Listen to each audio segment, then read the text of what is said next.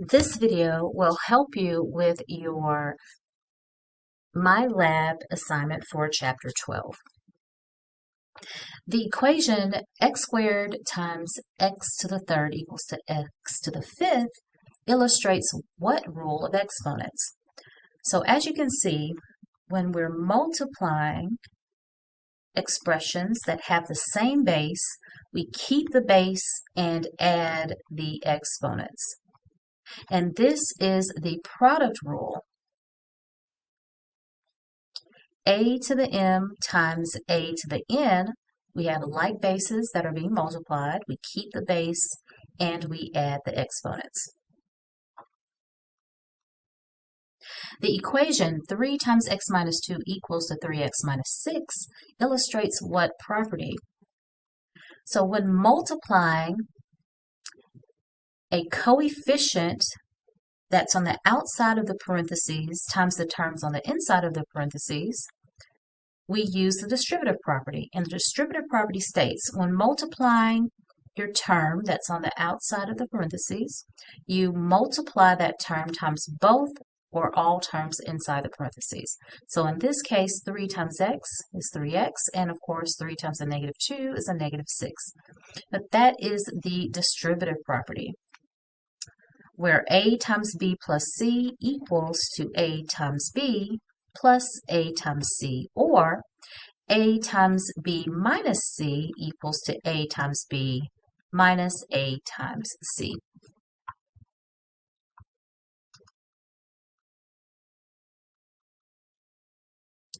For the next two questions, we will be using the product rule to multiply.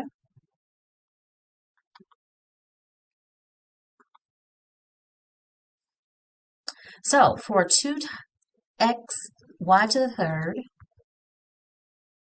times 7xy, of course, multiplying the numerical coefficients is just basic multiplication. We're multiplying 2 times 7, and that's 14. But when we're multiplying the x times the x and the y to the third times the y, we are applying the product rule to this part of the question. X times x. So consider x is x to the first and another x is x to the first. When we multiply or write x times x in exponential notation, that is x squared, but basically keeping the base and adding the exponents. For y to the third times y, and this is the same as y to the first, if we were to put y to the third times y in exponential notation, that would be y to the fourth. But basically using the product rule tells us when multiplying like bases, we have the y, we keep the y, and we add the exponents. So the final answer is 14x squared y to the fourth. Next, we're multiplying negative 4xy to the third times 4x squared y. So again, we have numerical coefficients. That's just basic multiplication. So that's a negative 4 times a positive 4, which gives us a negative 16. We're multiplying the x times the x squared, and we have a y to the third that we multiply times y. And if you need to put the x to the first there to remind you of what that exponent is, that may be helpful. So we have 16 x to the first times x squared is x to the third, and y to the third times y to the first is y to the fourth. So negative 16 x to the third y to the fourth. Next, we're using the distributive property to multiply negative 3 times 4y plus 5. So we're multiplying the negative 3 times 4y, which is a negative 12y, and then the negative 3 times the positive 5, and that's a negative 15. So negative 12y minus 15 is our answer. And the next question also uses the distributive property. We're multiplying negative y times 4, and that's a negative 4y, and a negative y times 7y. And that will be a negative 7y squared.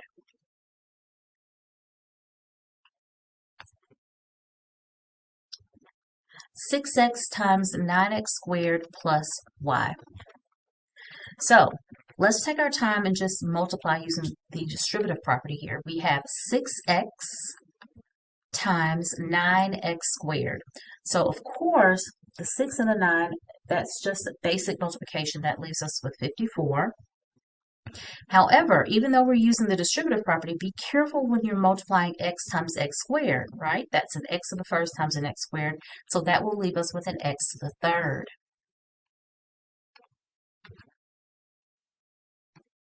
Next, we multiply the 6x times a positive 5.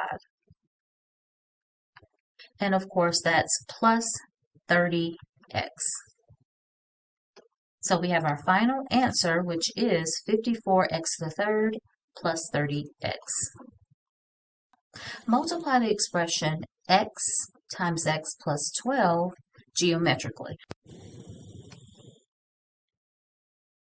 So what we can do is we can draw two boxes, place the x here and the x and the positive 12 here, and use this to multiply geometrically. So x times x is x squared, and x times 12 is 12x.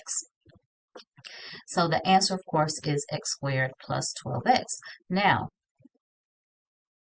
it is a lot easier just to simply use the distributive property. However, this is just introducing you to a different way to visualize multiplying polynomials. So the distributive property simply has us to multiply x times x, and that's x squared, and x times 12, and that's a positive 12x. So let's use the geometric shapes for the next example. And I'll show you how to start this question from the beginning. So, since we have two binomials that we're multiplying, that means we want a 4-box shape here, right? We want to just draw a square and then just two intersecting lines so that we have our 4 boxes. And we place the first two terms, the x and the positive 8, here. The terms for the second polynomial we place here, and then we can use the boxes to multiply geometrically. So we multiply x times x, that's x squared in that box, x times 8, that's 8x in this box, 17 times x, which is 17x in this box, and 7 times 8, and that's 136 in this box. So now when we look at everything in our boxes, we have an x squared, plus an 8x, plus 17x, plus 136. We want to always combine like terms, right? We have these two terms right here that are like terms. And so the final answer after combining like terms is x squared plus 25x plus 136. So symbolically, when we're multiplying binomials, we are using the distributive property 2 times. So here's how it works. First, we distribute the x. We multiply the x times the x and the x times the 17. So x times x and x times 17. Then we go back and distribute the 8. We multiply the 8 times x and then 8 times 17. So that's 8 times x and then 8 times 17. We end up with x squared, 17x, 8x, and 136, the same as before. And that gives us a final answer after combining our like terms of x squared plus 25x plus 136. For the next example, we are again multiplying binomials. And we're going to use the distributive property 2 times. So first we multiply the 5c times 6c and times a negative 5. 5c times 6c, 5c times negative 5. And then we go back and multiply negative 3 times 6c and negative 3 times a negative 5. So that's a negative 3 times 6c and a negative 3 times negative 5. So we have 5c times 6c, that is 30c squared, 5c times a negative 5 is a negative 25c. Negative 3 times 6c is a negative 18c. And negative 5 times a negative 3 is a positive 15. We will combine our like terms, and that will leave us with 30c squared minus 43c plus 15. Now, if we were doing this using the geometric shapes, I would simply draw a square and draw two intersecting lines within that square to create my four boxes. I place 5c here, negative 3 here, 6c here, and a negative 5 here. And then I can begin my multiplication inside the boxes. So 6c times 5c is 30c squared. 6c times a negative 3 is a negative 18c. Negative 5 times 25 is a negative 25c. And negative 5 times negative 3 is 15. And as you can see, I end up with the same set of terms, and we get that same answer.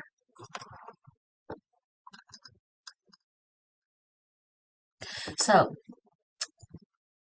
pause the video, complete numbers 11 and 12 yourself, and then play the video in order to see the answers. Pause now. All right, so for number 11, you should have 9b squared minus 36 as your answer. So multiplying 3b times 3b and 3b times 6, and then negative 6 times 3b and negative 6 times 6. You have 9b squared plus 18b minus 18b minus 36. And of course, the like terms here equal to 0 because they cancel each other out. One's positive and one's negative. And combining those equals 0. So that leaves us with 9b squared minus 36. For number 12, your answer should be 9x squared minus 9x to the third minus 15x squared plus 3x minus 5.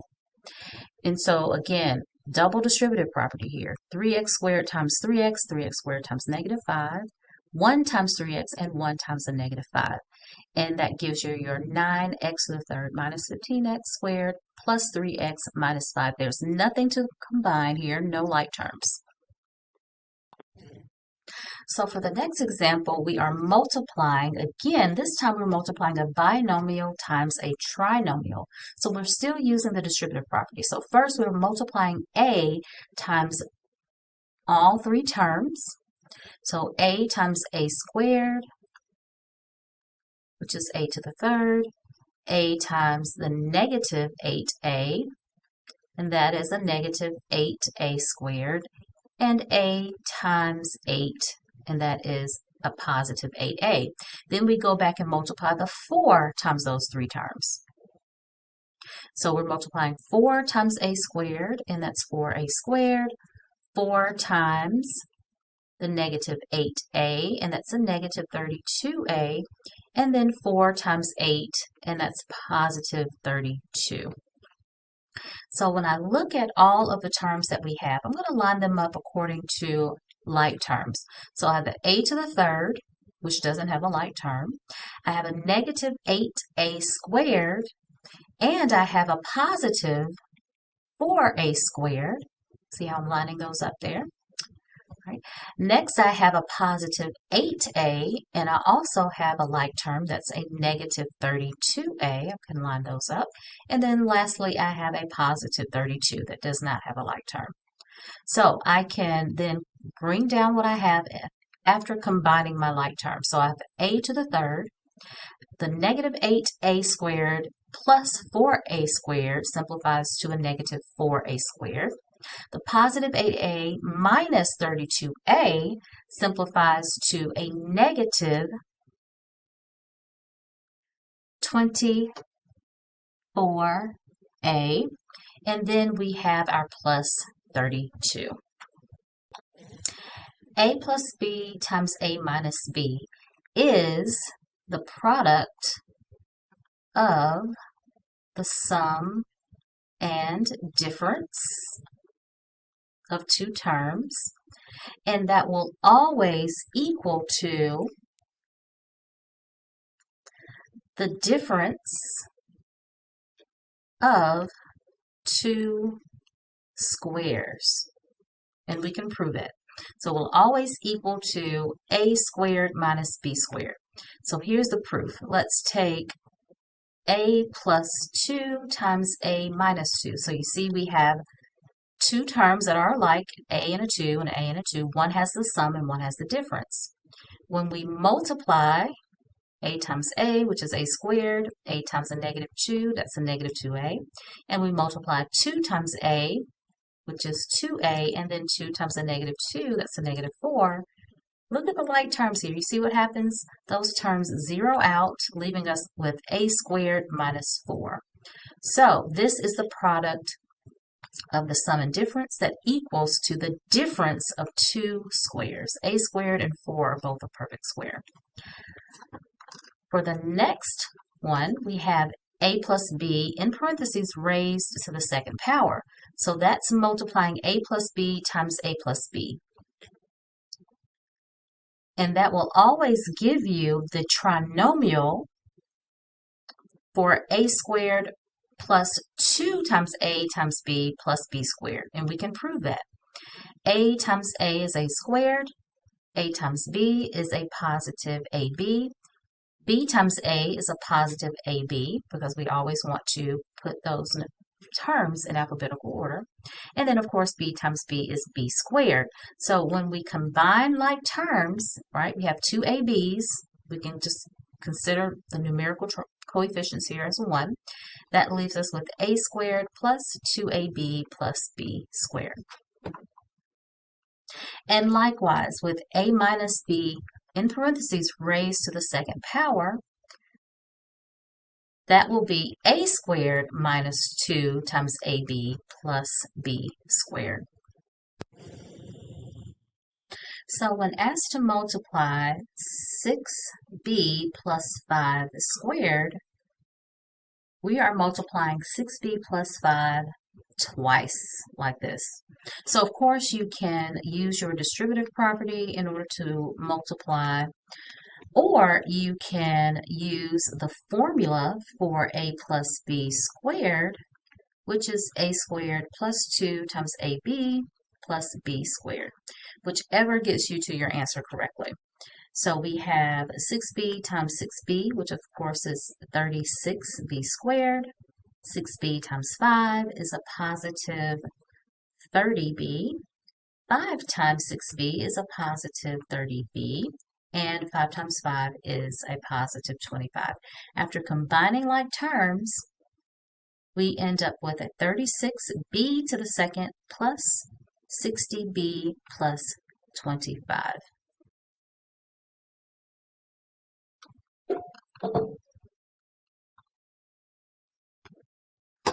For the definition of simplifying an expression that has a negative exponent, we always take the reciprocal of the expression and then change that exponent to a positive exponent.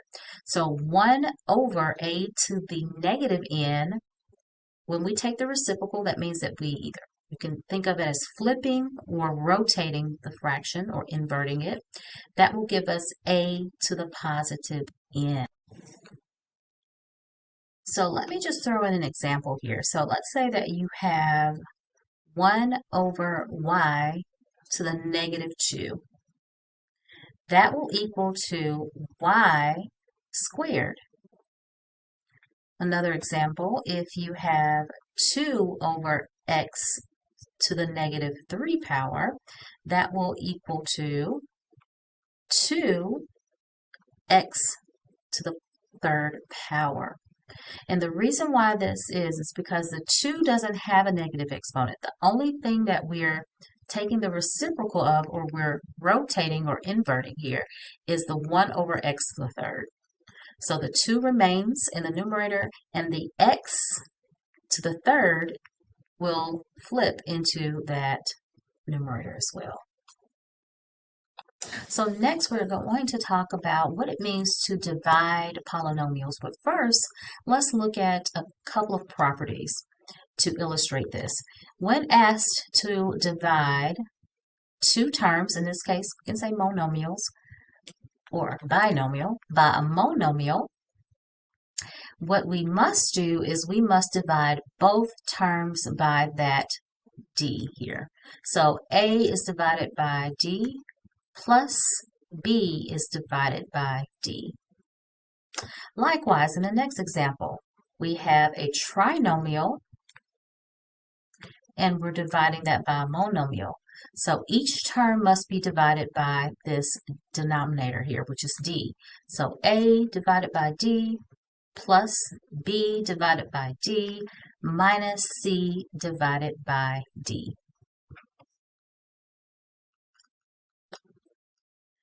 So when asked to divide x to the 6th plus x to the 5th by x, we must divide x to the 6th by x plus x to the 5th by x. Now, applying the correct rule here, and we can look at this two different ways. Let's look at the expanded form. If I'm dividing x to the 6th, that's the same as 6x's divided by 1x, and x to the 5th, that is the same as 5x's divided by 1x. Watch what happens to my result. I can divide away these set of x's here, right? X divided by x leaves a 1 behind. X divided by x here leaves 1 behind. And that will leave me with the final result of x to the 5th plus x to the 4th. Now, the quotient rule states when dividing like bases, you keep the like base and you subtract your exponents. So that can also be applied here if you think about it. If I keep my x and subtract 6 minus 1, that leaves me with x to the 5th. If I keep my like base of the x and subtract 5 minus 1, that leaves me with x to the 4th. So we can use the expanded form of dividing, or we can refer to the quotient rule. So let's look at the next example. We have 7x squared,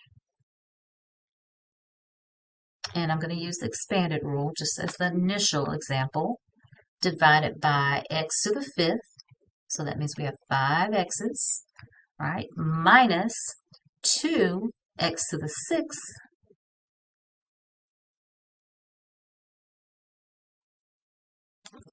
divided by x to the 5th, so that's 5 x's. Okay. So using the expanded form, we have x divided by x, that cancels those out there. We have another set of x's that cancel out.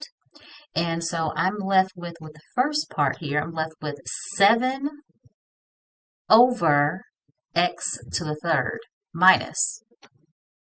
The next part, I have x divided by x, another x divided by x, another, and another set, and another set, leaving me with 2x. So the final answer is 7 over x to the 3rd minus 2x.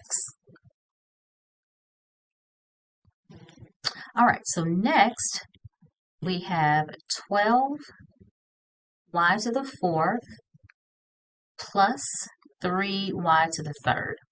And both must be divided by 3y to the 8th.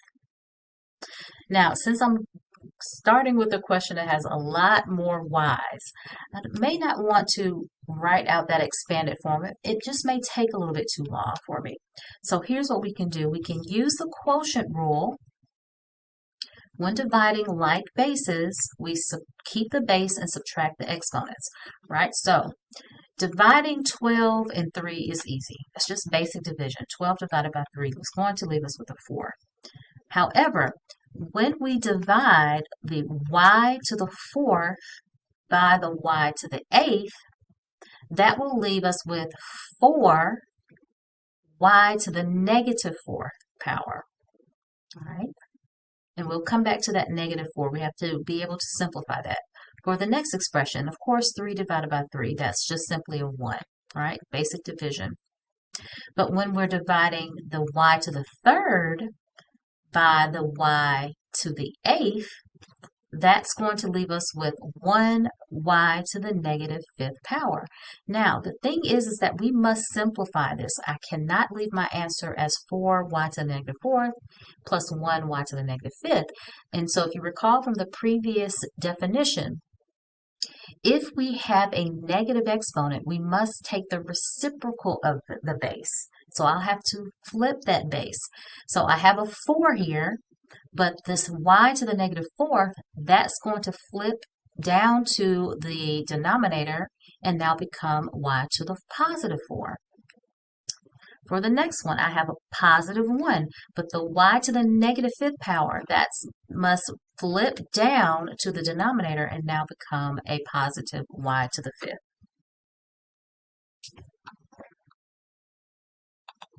So for the last two division questions, we're dividing a polynomial by a monomial, so that means we're dividing each term by 2x. So for the first, I have 10 divided by 2. Of course, that's simply a positive 5.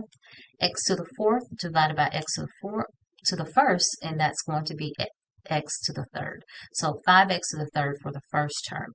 Here I have a negative 2x divided by a positive 2x. That's a negative 1. And think about it this way. 2 divided by 2 is 1. X divided by x is 1. Right? And of course, 1 times 1 is just simply 1. And then we have 6 divided by a positive 2, which is 3. But the excess in the denominator remains in the denominator because there's nothing to divide the x into, so it doesn't change its location. And so we have 5x to the third minus 1 plus 3 over x. For the last example, we are dividing the polynomial by 3z squared. So that's 15z to the 7th divided by 3z squared minus 12z to the 5th divided by 3z squared and positive 9z squared divided by 3z squared.